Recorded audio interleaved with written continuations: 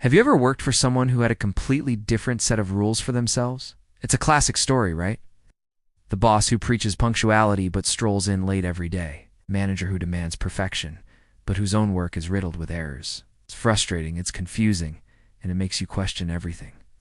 Today, we're diving deep into a situation that takes this to a whole new level. It's a story about double standards, hidden secrets, and what happens when a leader's motto is do as I say, not as I do. So, let me set the scene for you. Picture a high-pressure, fast-paced work environment, the kind where deadlines are tight and expectations are sky-high. At the helm is a leader. Let's call him Alex. Alex was known for his sharp mind and even sharper tongue. He built his reputation on having incredibly high standards. He expected meticulous work, unwavering dedication, and absolute professionalism from his team. And he wasn't shy about calling people out when they fell short. He had these little pet peeves that he'd lecture the team about constantly. He'd talk about the importance of a strong work ethic, sometimes hinting that people from certain backgrounds just didn't have the drive to succeed in this industry. It was subtle, but the implication was always there, a kind of biased, old-school mentality that made everyone a little uncomfortable. He'd go on about how personal lives should never, ever interfere with professional responsibilities. "Leave your drama at the door" was one of his favorite sayings. He was the ultimate judge of everyone's commitment and professionalism, and his judgment was often harsh. The team, for the most part, tried to live up to these standards. They worked late, double-checked their assignments, and were careful to keep their personal lives completely separate from the office. They respected the position, even if they didn't always love the person in it.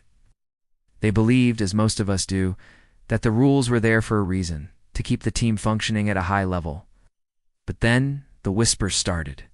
Small inconsistencies at first. Alex would disappear for long lunches, unaccounted for. There were hushed phone calls taken in the hallway. A new junior team member, let's call her Sarah, seemed to be getting an unusual amount of one-on-one mentorship time with him. People on the team started to notice a pattern. Sarah would get the best assignments, her minor mistakes would be overlooked, and she seemed to have an inside track on Alex's thinking. The team tried to ignore it. Maybe he just saw potential in her. Maybe they were just overthinking things. But the evidence kept piling up. They were seen together outside of work hours, in places that were definitely not professional settings. The mentorship sessions started looking a lot more like something else entirely. It became the office's worst-kept secret. Alex, the man who preached about professionalism and warned against letting personal lives bleed into work, was clearly having a relationship with a subordinate. This wasn't just a minor slip-up. It was a direct violation of the very ethical and professional standards he so loudly championed. The man who judged others for their perceived lack of work ethic was engaged in behavior that could jeopardize the entire team's integrity and create a massive conflict of interest. The tension in the office became unbearable. Morale plummeted. People felt that the entire system was a sham. The high standards they had all been working so hard to meet suddenly felt meaningless. What was the point of following the rules if the rulemaker himself was breaking the biggest one of all? Eventually, someone had the courage to bring it up. Not in a confrontational way, but through the proper channels. An anonymous complaint was filed with HR, outlining the concerns about favoritism and the unprofessional relationship. An investigation began, and when Alex was finally confronted with the facts, what do you think he did? Did he own up to his mistake? Did he apologize for his hypocrisy? No, he minimized it. He called it a personal matter. He claimed it had no bearing on his work or the team's performance. He tried to frame the complaint as a witch hunt, an attack by jealous colleagues. He showed no remorse, no understanding of the damage he had caused. He acted as if the rules he set for everyone else simply did not apply to him. This brings us to the central question of this whole mess. Is hypocrisy like this just a personal flaw, or is it a catastrophic leadership failure? Let's break it down, AIT style, just sticking to the facts. On one side, you have a leader who publicly demands strict adherence to professional and ethical codes.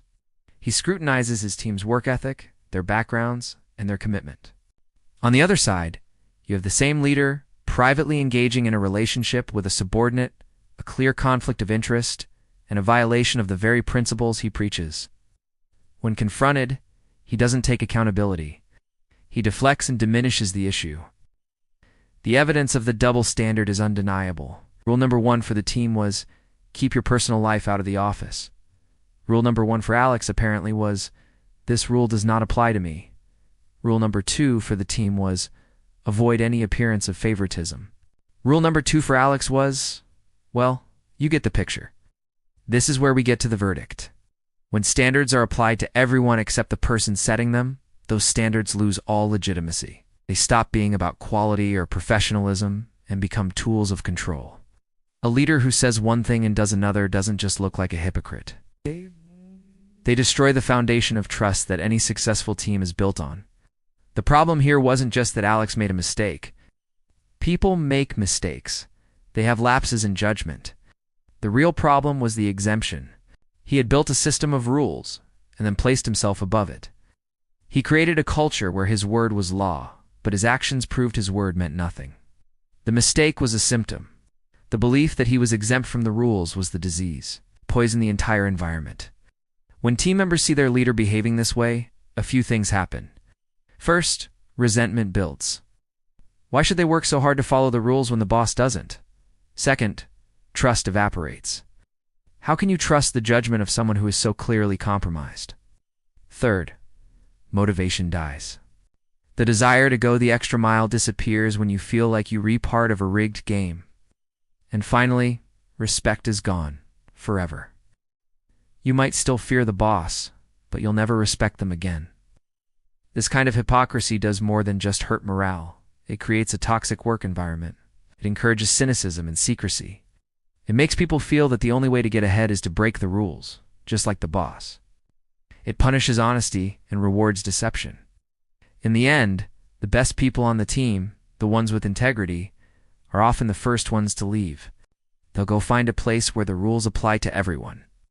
From the intern to the CEO, this story isn't just about Alex and his poor choices. It's a cautionary tale for anyone in a position of leadership, at any level. Leadership isn't about being perfect.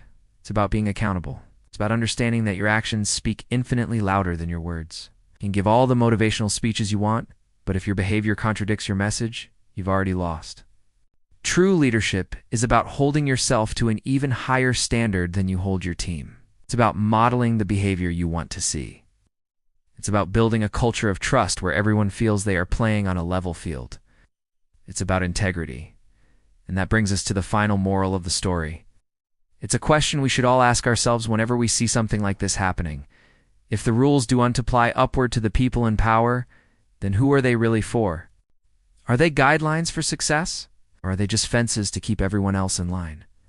The answer to that question tells you everything you need to know about the integrity of an organization and its leaders.